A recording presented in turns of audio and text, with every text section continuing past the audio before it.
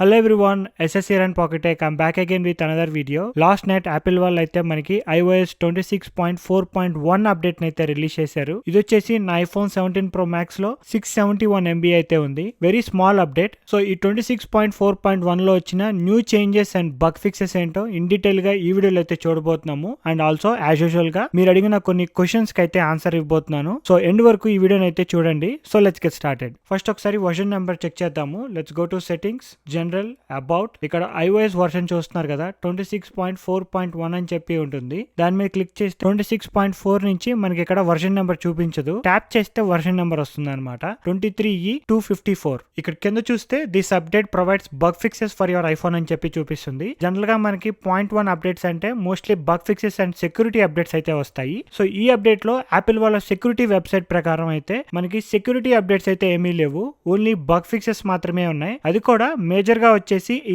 iCloud bug ని అయితే fix చేశారు. మనకి iOS 26.4 లో iCloud సింకింగ్ ఇష్యూస్ అనేవి వచ్చాయి. ఫర్ ఎగ్జాంపుల్, జనరల్ గా మనం నోట్స్ యాప్ లో ఏదైనా లింక్ కాపీ పేస్ట్ చేసామనుకోండి, ఇది మీ యాపిల్ ఎకో సిస్టమ్ లో ఉన్న అన్ని అకౌంట్స్ కి సింక్ అవుతుంది. ఆ సింకింగ్ అనేది మనకి 26.4 లో మిస్ అవుతుంది. సో ఇక్కడ లింక్ కాపీ చేస్తే నా ఐప్యాడ్ లో కూడా ఇదే లింక్ చూపించాలి, ఇంకొక ఐఫోన్ లో కూడా ఇదే లింక్ చూపించాలి. ఒక ఫోన్ లో కాపీ చేసిన లింక్ ఇంకొక ఫోన్ లోకి అయితే చూపించట్లేదు. Along with Apple own passcode application ఉంటుంది కదా, ఇది కూడా మనకి పాస్కోడ్స్ అనేవి సింక్ చేయట్లేదు. సో ఈ ఇష్యూని అయితే ఈ అప్డేట్ లో మేజర్ గా రిజాల్వ్ చేస్తున్నారు. మీ iCloud ఎకో సిస్టమ్ లో ఓన్లీ వన్ డివైస్ ఉంటే మీకు ఎటువంటి ఇష్యూస్ అయితే లేవు. బట్ మీరు 2-3 యాపిల్ డివైసెస్ యూస్ చేస్తున్నారు అనుకోండి, వాళ్ళకి ఇష్యూస్ అనేవి కనిపిస్తాయి, ఎస్పెషల్లీ iOS అండ్ iPadOS. అందుకే ఈ అప్డేట్ అనేది only for iOS and iPadOS కు మాత్రమే రిలీజ్ చేశారు. వీటితో పాటు మీకు ఏమన్నా కీబోర్డ్ ఇష్యూస్ ఉన్నా, సాఫ్ట్వేర్ లో ఎటువంటి గ్లిచెస్ ఉన్నా, ఆ ఇష్యూస్ కూడా ఈ 26.4.1 లో అయితే రిజాల్వ్ అయ్యే ఛాన్స్ ఎక్కువ ఉంటుంది. మన ఛానల్లో అయితే 26.4 అప్డేట్ రిలీజ్ చేయగానే కమ్యూనిటీలో అయితే పోల్ పెట్టాను. ఇక్కడ చూస్తున్నారు కదా, రిజల్ట్ వచ్చేసి 55% సాఫ్ట్వేర్ ఇస్ ఓవరాల్ గుడ్ అంటున్నారు. మనకి 25% వచ్చేసి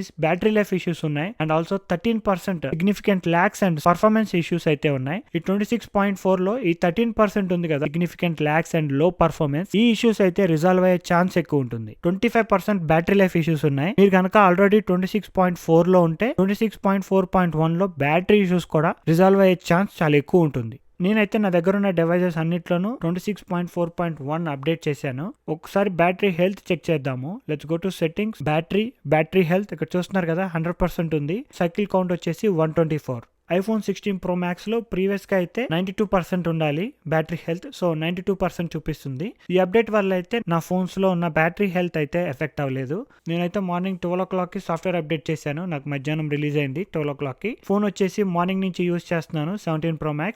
ఈవినింగ్ 8 o'clock అవుతుంది. ఇంకా 44% బ్యాటరీ అయితే చూపిస్తుంది. నాకు జనరల్ గా iPhone 17 Pro Max ఒక 6 to 7 hours of battery life అయితే వస్తుంది every day to day usage కి. నాది కొంచెం హెవీ యూసేజ్. నా దగ్గర iPhone 12 కూడా ఉంది. దీంట్లో చూస్తున్నారు కదా, 82% బ్యాటరీ హెల్త్ అయితే చూపిస్తుంది. ఇప్పుడు ఒకసారి మన సబ్స్క్రైబర్స్ అడిగిన క్వశ్చన్స్ అయితే ఒకసారి చూద్దాము. ఇక్కడ ఫస్ట్ కామెంట్ చూస్తున్నారు కదా, 17 Pro యూస్ చేస్తున్నారంట, ఏ అడాప్టర్ యూస్ చేయాలని చెప్పి అడుగుతున్నారు. మీది iPhone 17 Pro మోడల్ కాబట్టి మీ ఫోన్ 40 watts వరకు సపోర్ట్ చేస్తుంది.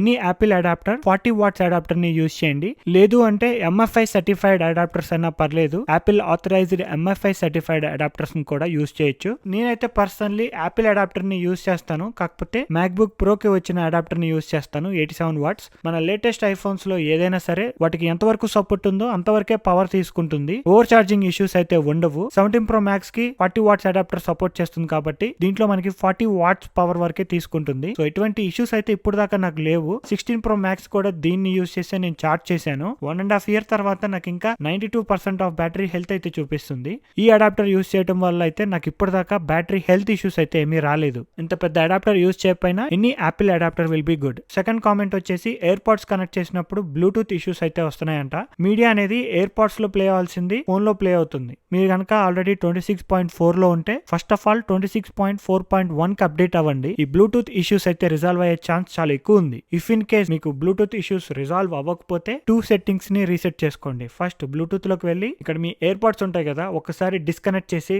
మళ్ళీ రీకనెక్ట్ చేయండి. ఆ ఇష్యూస్ అనేవి రిజాల్వ్ అయ్యే ఛాన్స్ ఉంటుంది. సెకండ్ సెట్టింగ్ సెట్టింగ్ వచ్చేసి ఇక్కడ జనరల్ లోకి వెళ్ళి కిందకి స్క్రోల్ చేసి ఇక్కడ ట్రాన్స్ఫర్ అండ్ రీసెట్ అని చెప్పి ఉంటుంది. దాని మీద క్లిక్ చేసి ఇక్కడ రీసెట్ లోకి వెళ్తే ఇక్కడ నెట్వర్క్ సెట్టింగ్స్ ఉంటాయి. ఒకసారి నెట్వర్క్ సెట్టింగ్స్ కూడా రీసెట్ చేసి ట్రై చేయండి. సో ఈ కామెంట్ చూస్తున్నారు కదా, 26.4 అప్డేట్ చేసిన తర్వాత పర్సనలైజ్ ఫోకస్ మోడ్ ఉంటుంది కదా, అది లొకేషన్ ప్రాపర్ గా డిటెక్ట్ చేయట్లేదు. ఈ ఇష్యూ కూడా మీకు 26.4.1 లో అయితే రిజాల్వ్ అయ్యే ఛాన్స్ చాలా ఎక్కువ ఉంది. మ్యాప్స్ లో కానీ, షార్ట్ కట్ యాప్ లో కానీ, ఫోన్ లో కానీ GPS అక్యురసీ అనేది ఇంక్రీజ్ అవుతుంది. ఒకవేళ వర్క్ అవ్వకపోతే కనుక ఇక్కడ నేను చూపించే సెట్టింగ్ ఒకసారి చేంజ్ చేయండి. సెట్టింగ్స్ లోకి వెళ్ళి ప్రైవసీ అండ్ లొకేషన్ లోకి వెళ్ళి ఇక్కడ లొకేషన్ సర్వీసెస్ లోకి వెళ్ళి కిందకి స్క్రోల్ చేస్తే సిస్టమ్ సర్వీసెస్ అని చెప్పి ఉంటాయి. ఇక్కడ సిస్టమ్ సర్వీసెస్ లో సిస్టమ్ కస్టమైజేషన్స్ అని చెప్పి చూపిస్తుంది. దీంట్లో ఈ లొకేషన్ ఆఫ్ చేసి ఉంటే ఆన్ చేసుకోండి. ఒకవేళ ఆన్ లో ఉన్నా కూడా ఒకసారి ఆఫ్ చేసి ఆన్ చేసి మళ్ళీ ఒకసారి ఫోన్ రీస్టార్ట్ చేసి ట్రై చేయండి. It should work on iOS 26.4.1. And ఇక్కడ సిగ్నిఫికెంట్ లొకేషన్ అండ్ రూట్స్ అని చెప్పి ఉంటది.